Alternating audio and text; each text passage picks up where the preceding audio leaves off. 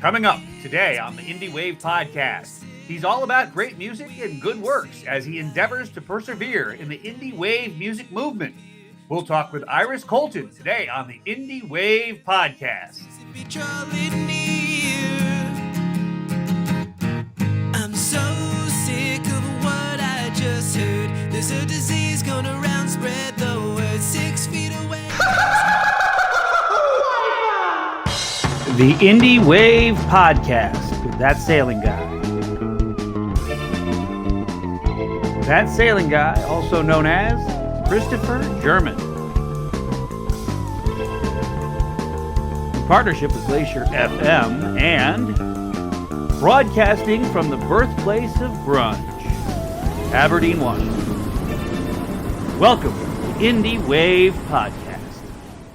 Welcome to the Indie Wave Podcast. I'm your host, That Sailing Guy. Now, if you've never caught an episode of this show before, we are not your usual podcast. That's because this podcast has a musical bend with a distinct political agenda, promoting the independent artists of the world. We take a half hour each week to share another indie recording artist who has been vetted and recommended to us by Glacier FM, and spend anywhere from a few minutes to a quarter of an hour getting to know them and the rest of the time sharing their music. And this week, we have a gentleman who has his head screwed on right because he isn't just about the fame and the glory, he's also doing good works in his community.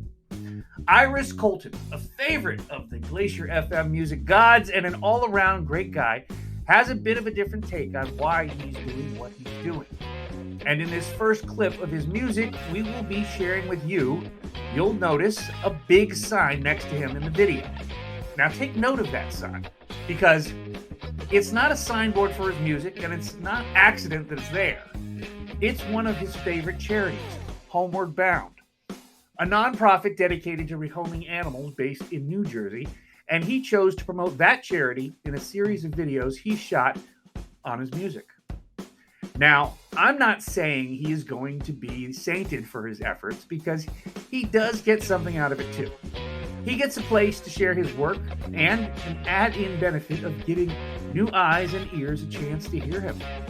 And that's just really smart after all. And if you're thinking about ways to get your music into the new venues, then this is the episode you need to hear, because it should give you some very new ideas about how to market your music and how to get more fans. But before we get to the interview, why don't we have a listen to the music of Iris Colton? This song is called The Love Oktoberbilt, and it made huge waves over at Glacier FM, and I think you're going to love it. Now, Maestro, hit it.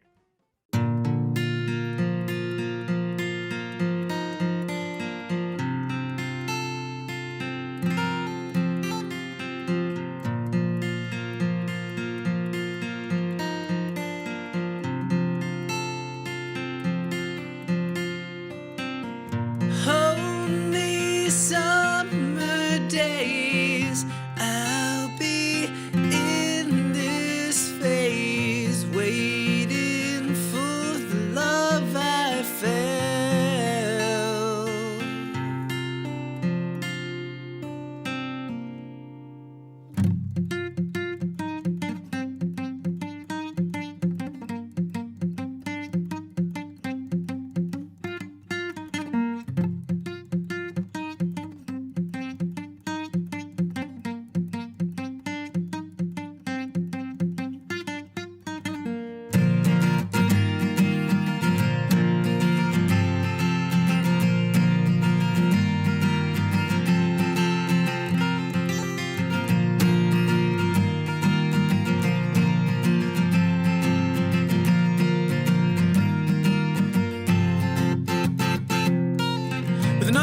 To take me home, won't let you be alone. How far must I go to see all the pain you traveled with?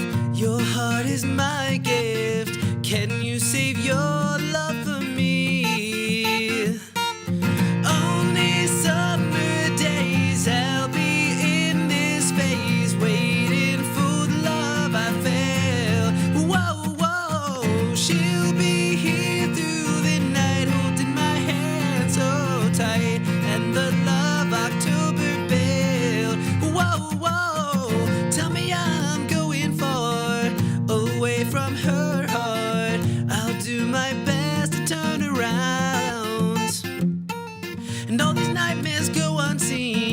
until they happen to you and me. Without her, my heart won't make a sound. Only summer days I'll be in this phase, waiting for the love I felt. Whoa, whoa, she'll be here through the night, holding my hand so tight, and the love October bell. Whoa, whoa, hold me tight, let my heart be her guide, don't let go. All I need is to know that we're safe in this place that we made a part-time fear. Ooh, October's here.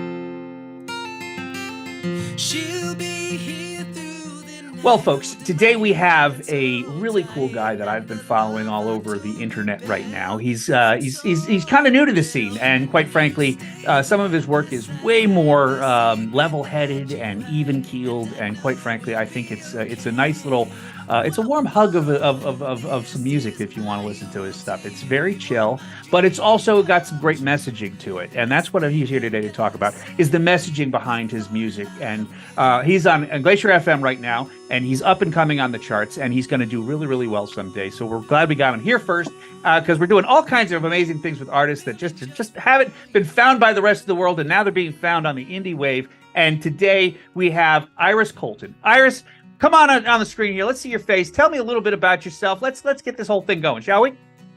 Yes, sir. How's it going? It's going very, very well. So tell me about where you're from. What do you do? How did you get into all this stuff? Let's start at the very beginning, shall we? Great. So I am from South Jersey in Blackwood, New Jersey area, for those who aren't familiar.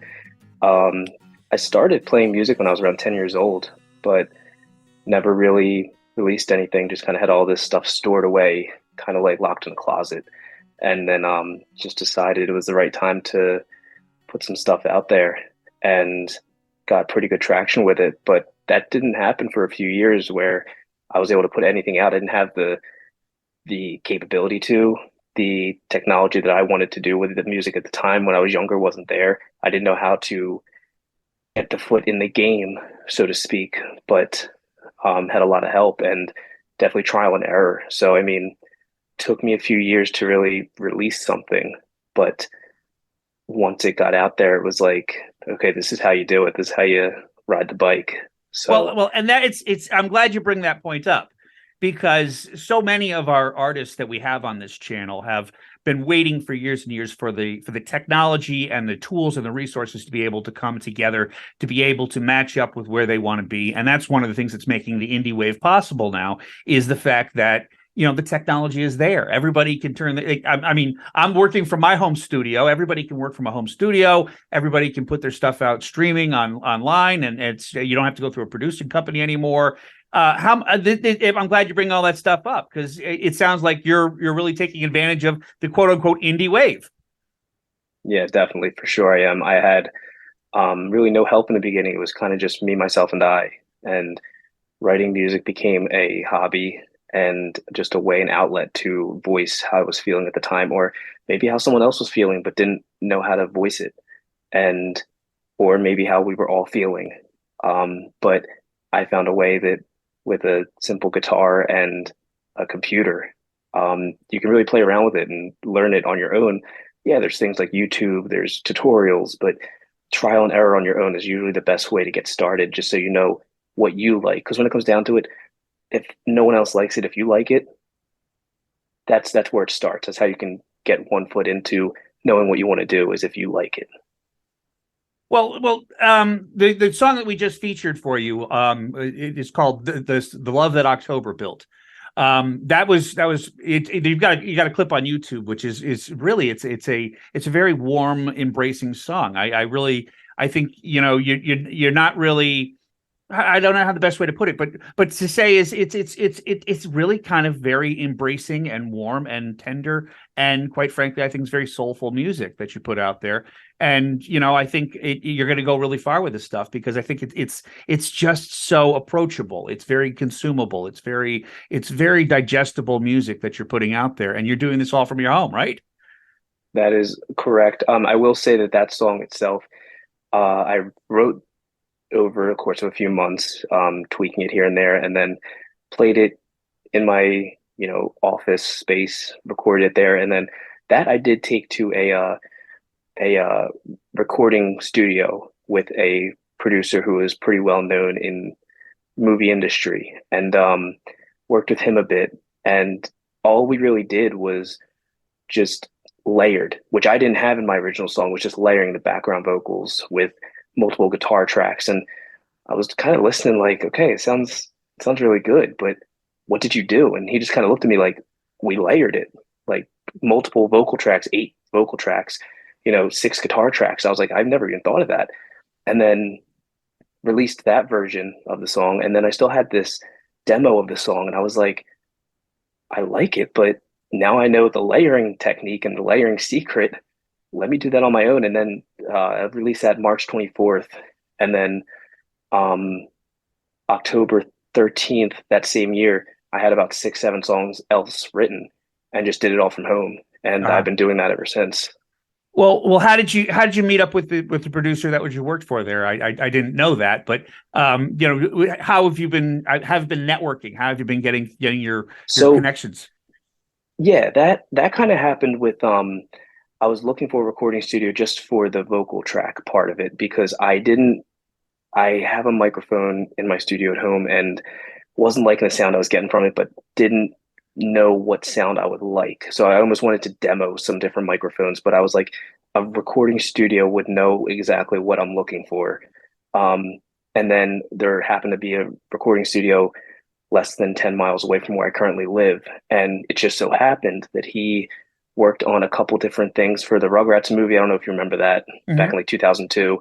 Did some songs on that, did a couple remixes on dance playlists, and it was great. But it wasn't like he really, uh, it didn't catapult me at all. It didn't like, I had this connection with a producer and it skyrocketed.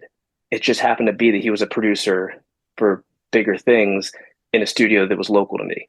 Yeah. So for those who are listening, if you live in an area where you don't have a recording studio, you don't have a producer who was in, Nickelodeon movies or anything, don't don't worry about any of that.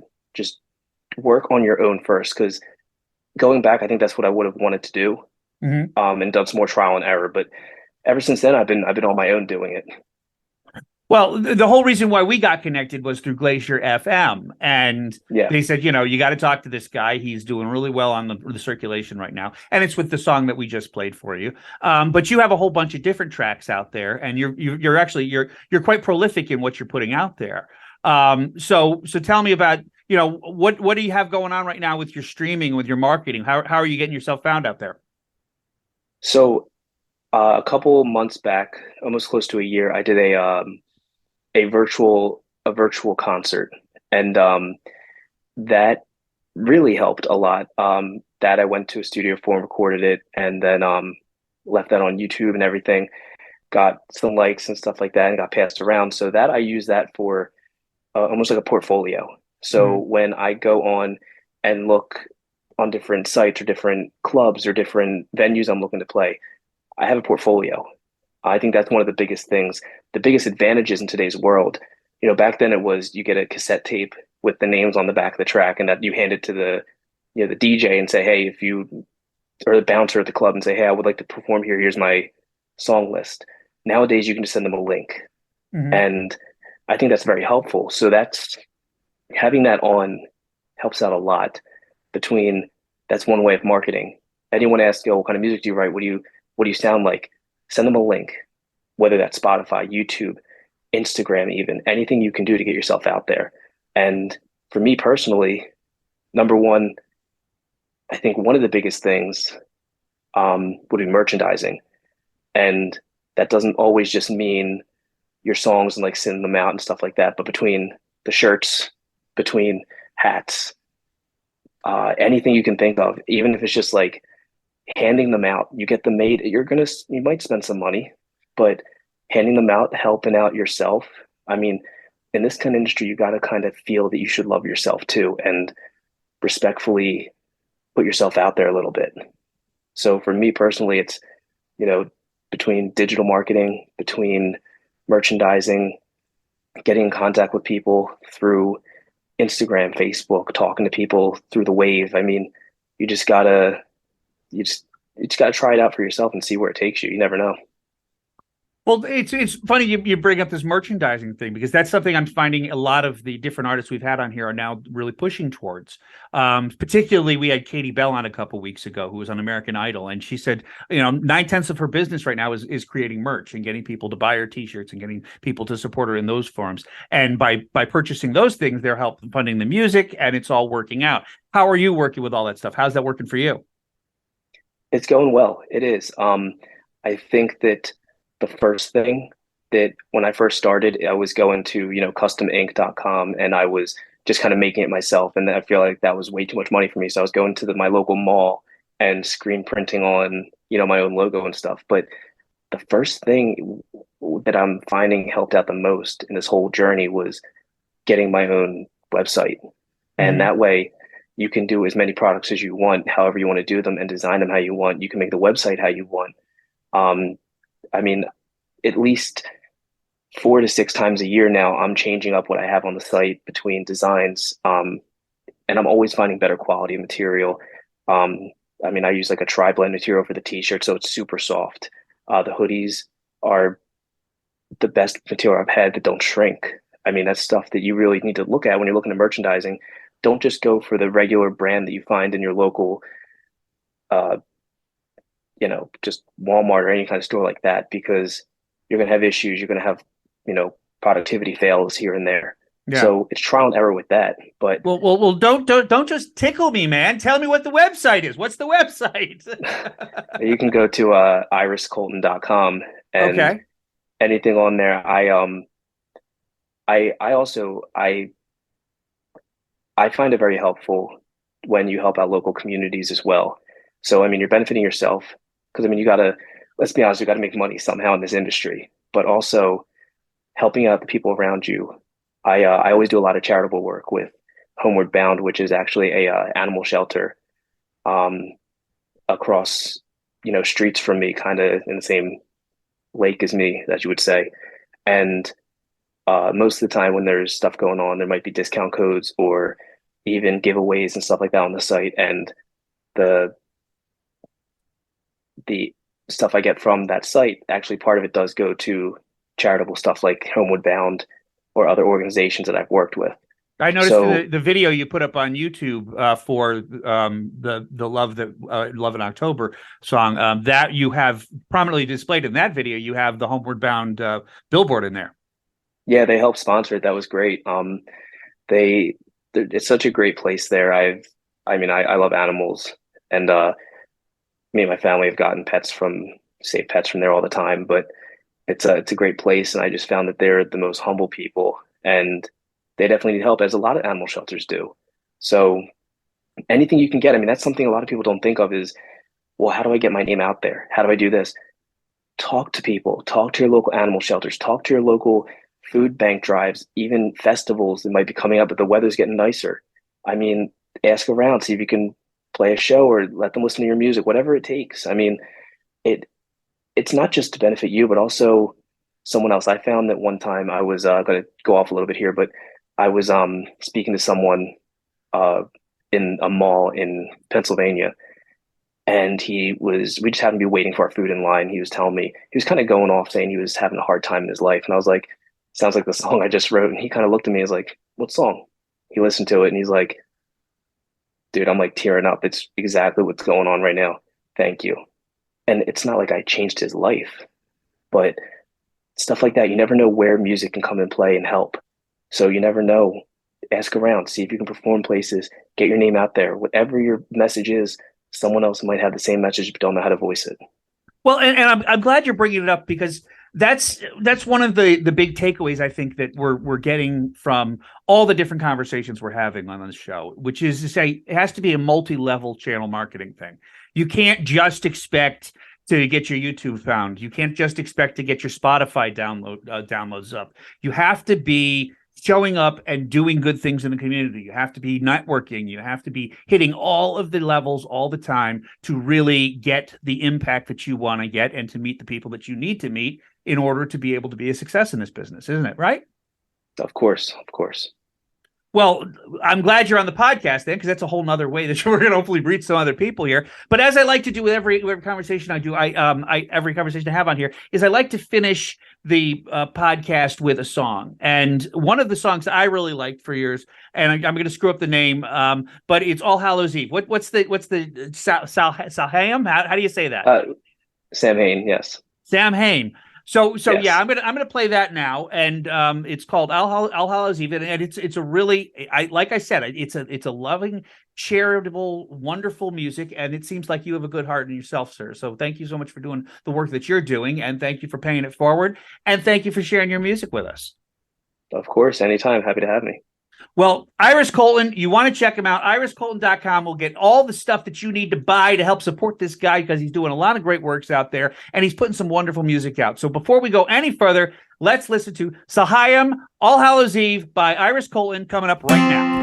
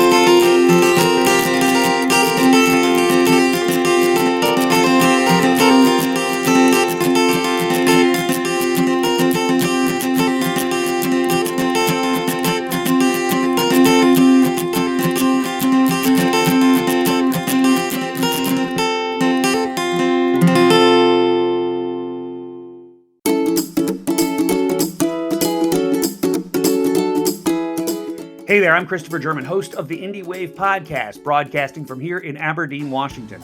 I've created some pretty amazing podcasts and founded some incredible businesses over the years. The thing that made my entrepreneurial efforts a success was the fact that my brands were ubiquitous. That means you could find them everywhere.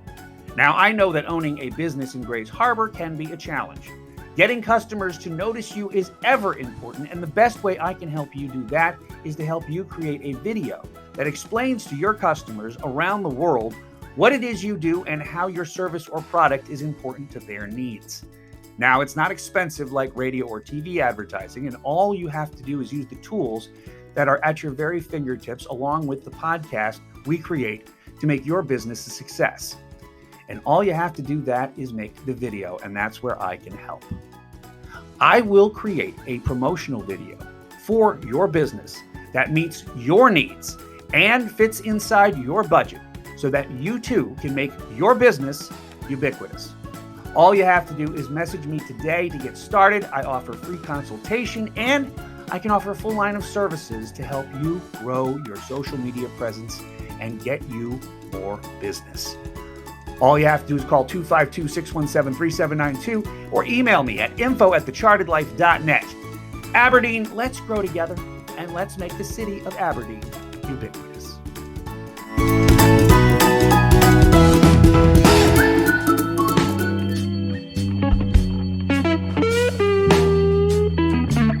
For this week's takeaway, I want to echo some of the points Iris brought up in his interview. Networking can come in all shapes and sizes. You can tour all the clubs in your town and hand out MP3s of your music to everyone. You can sell shirts with your band name on it and give one away per week until you have 1,000 downloads of your song. But what Mr. Colton is doing, I think, has a very unique benefit. He's doing good while growing his fan base. We all have a charity in our community that we believe in. feeding the homeless, supporting domestic abuse victims, rehoming unwanted cats.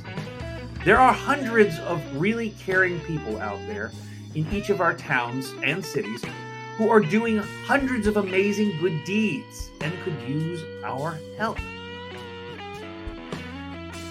Contact them and offer to play for a charity event one night at a local bar.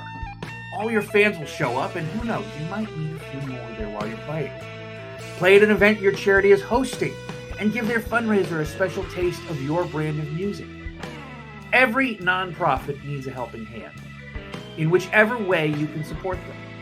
And as an artist, you can get the double benefit of growing your fan base, doing something good for your fellow man at the same time. And that's a win-win we can all get behind. And that's the takeaway for this week.